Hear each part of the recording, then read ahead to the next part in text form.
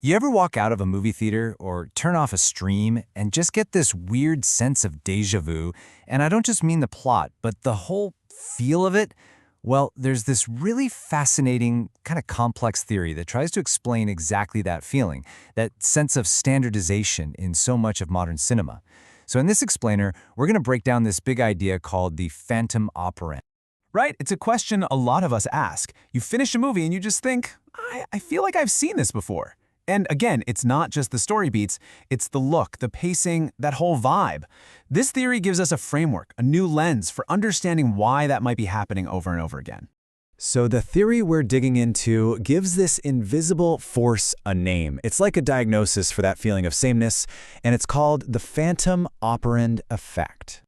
So what exactly is the Phantomoperand? Well, it's not a person or a single studio pulling the strings. You should think of it more like a set of invisible pressures, financial, technological, even cultural pressures that are all pushing filmmaking in the same direction. And the goal? To create a product with a totally predictable look, a controlled rhythm, and, this is the most important part, a reliable, measurable audience response. It's the system behind the standardization. Okay, so if the Phantomoperand is the force, the set of pressures pushing cinema into this funnel, then what's the result? When all that pressure is applied, what you get is a process that the source material calls convergence. So convergence is the outcome. It's what happens when that huge, unpredictable spectrum of what a movie could be gets narrowed down to just a few lanes. All these different, maybe even challenging ways of telling a story or different ways of asking for our attention, they kind of get pushed to the side. And what we're left with is a single optimized path, one that's just easier to produce, easier to market, and way easier to consume. And what really gets lost in that whole process is artistic variety. This chart here really brings the whole idea to life. So on the left, you've got what the theory calls high-variance cinema. These are films that can be a little messy, ambiguous, they don't hold your hand. But then, over on the right, you have convergent cinema. Here, everything has to be clear, right now, and totally managed. See, the goal isn't to make you think about it later, it's to guide your experience perfectly in the moment. So, if cinema is converging, the theory argues that it's going through a kind of fall. But this isn't about movies just getting worse or something like that. This next part is all about breaking down what the theory suggests is actually being lost in this process. And here it is. This is the core argument in a single sentence.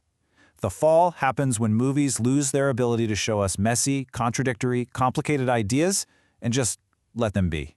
Instead, every rough edge gets sanded down, smoothed over, and managed so it's easy to swallow.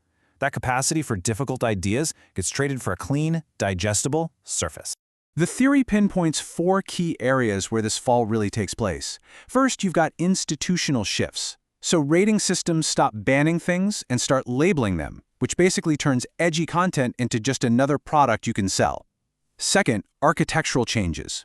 Watching movies at home with a remote in your hand means films need constant hooks to fight off distraction and keep you engaged. Third, in the form itself. Editing becomes less about creating space for thought and more about non-stop guidance. And finally, with bodies.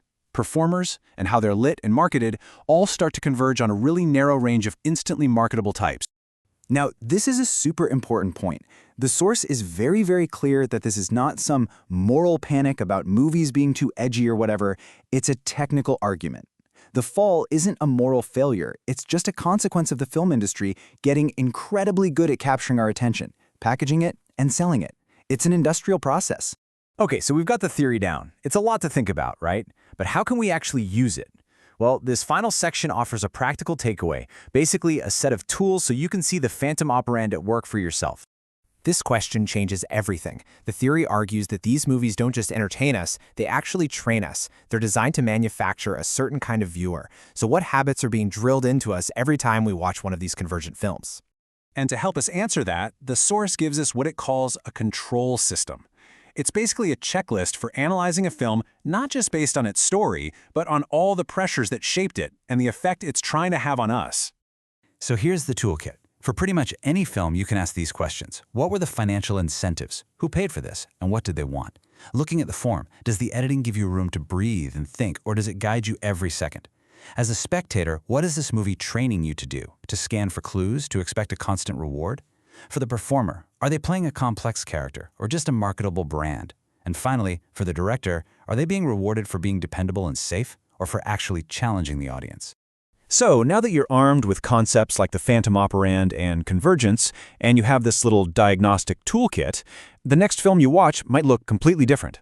The question isn't whether the theory is perfectly right or wrong, it's about what it helps you see. The next time you sit down to watch a movie, what managed surfaces and hidden pressures are you going to notice?